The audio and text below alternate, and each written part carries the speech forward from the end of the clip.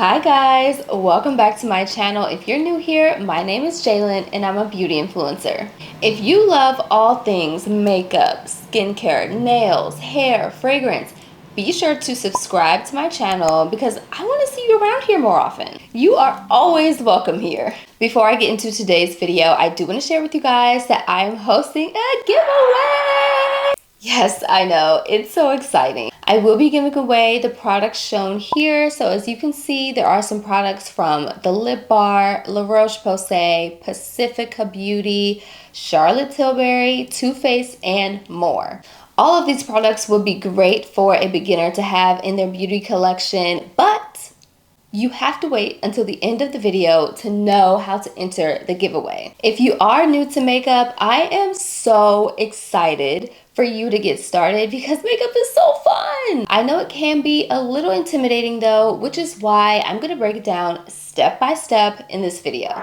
First, I'm going to apply foundation, and this is gonna be a very bare bones look. It's only going to include what I think are makeup essentials because I'm sure you guys, especially as beginners, you don't have a whole myriad of makeup. So I want to make sure that I'm using minimal products. This is the Kosas Revealer Skin Improving Foundation Broad Spectrum SPF 25. You do not have to use this particular foundation.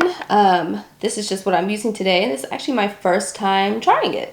I'm going to apply this with a sponge. I think sponges are great for beginners because you can use them on multiple areas of your face to apply a variety of products. So I did skip primer again because I want to use minimal products. But with that being said, I did make sure that my skin was prepped with moisturizing skincare products and an SPF as well. Skipping primer is fine, skipping skincare is not. This is the shade 300 in this foundation, by the way. An alternative to using liquid foundation is using powder foundation, which I think is amazing for beginners because it allows you to play around with applying foundation without it being too messy. And it's really hard to mess up a powder foundation. Powder foundations are also great for people with oily skin, and they're pretty cost effective because you don't really have to set a powder foundation with a setting powder, so that's one less product you have to buy. Don't forget your neck when you're applying foundation as well. I used 2 pumps of that Kosas foundation and it is stunning. I was not expecting this from them. Moving on to step 2, which is setting powder. If you want to conceal or highlight your face with concealers, by all means go ahead. But since we're going for a quick minimal look, I'm going to move right along to setting powders. And for that, I'm going to use this one by Fenty Beauty. It is the Pro Filter Instant Retouch Setting Powder in the shade Honey. Honestly, if you have dry or normal skin, you could probably get away without doing this step, but I have oily skin. I would look like a disco ball if I didn't use setting powder. I am using a powder puff to apply this, and you'll notice that the setting powder is my skin tone. This is because I didn't highlight any areas of my face with concealer, so I don't necessarily need any areas of my face to be so bright or highlighted with translucent powder. So a skin tone setting powder works great here. You could also apply the setting powder with a fluffy brush like this and just tap it into the skin. Either way, they're both really easy to apply with.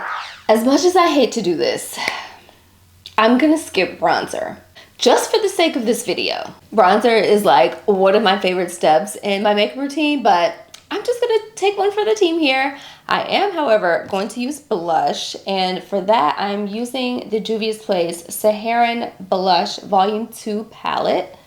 Blush palettes are really any makeup palette is gonna be great. I can't even get this thing open. It's gonna be great for beginners.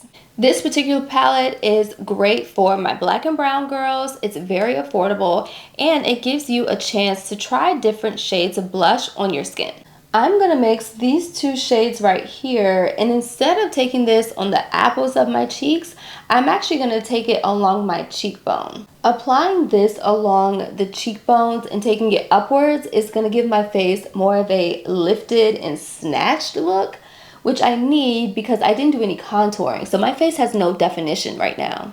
Again, powder products are going to be your go-to as a beginner, and if you are new to makeup, I wouldn't reach for the cream blushes and liquid highlighters just yet. Also, if you ever feel like you put on too much makeup, just blend it out with your sponge until it is feathered and kind of blown out to your liking.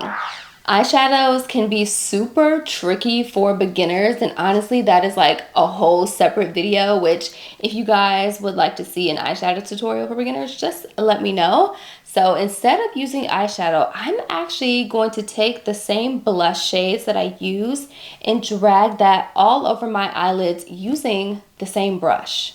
This way there's a little bit of color on the eyes, and it's very easy to do. Like, you can be messy with this and it'll still look okay.